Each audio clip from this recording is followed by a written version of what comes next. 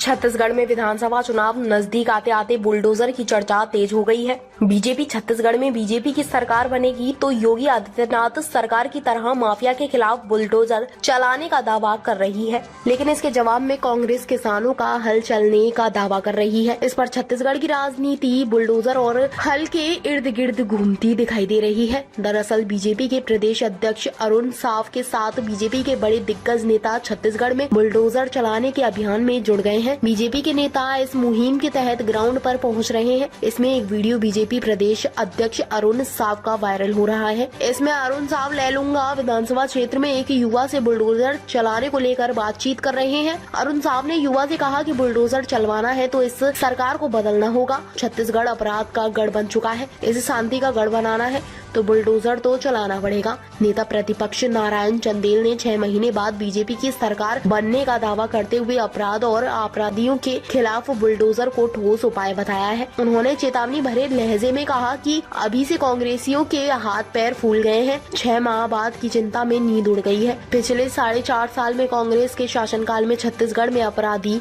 बेखौफ हो गए हैं। फिर से सारे अपराधियों के आतंक से छत्तीसगढ़ को मुक्त कराने के लिए भाजपा का शासन आते ही उनके कर्मों पर बुलडोजर चलेगा। या तो समय रहते सुधर जाए या छत्तीसगढ़ से निकल जाए, एक भी अपराधी बख्शा नहीं जाएगा। इसके जवाब में कांग्रेस ने हल अभियान शुरू कर दिया है। कांग्रेस प्रवक्ता धनंजय सिंह ठाकुर ने कहा कि 2023 के चुनाव में भी हल चलेगा। हल विकास और समृद्धि का प्रतीक है। मुख्यमंत्री भूपेश बघेल की सरकार ने किसानों के लिए काम किया, इससे फिर से कांग्रेस की सरकार बनेगी। छत्तीसगढ़ में किसानों का हल चलेगा। हिंसा करने वाली बीजेपी को ये समझ में आ जाना चाहिए कि यहाँ बुलडोजर का नहीं संविधान का राज है।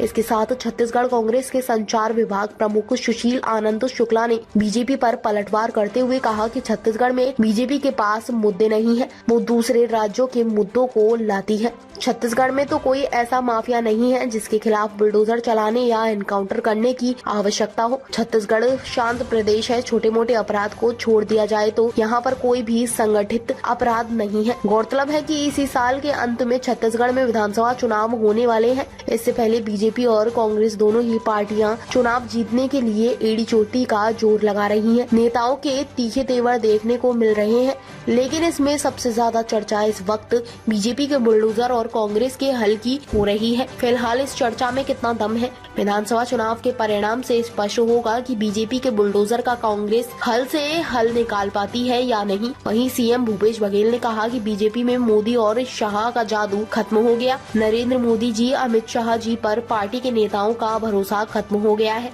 ताज़ा खबरों से जुड़े रहने के लिए हमारे चैनल को सब्सक्राइब करें और बेल आइकन को दबाना ना भूलें ताकि हर खबर की नोटिफिकेशन आपको मिलती रहे।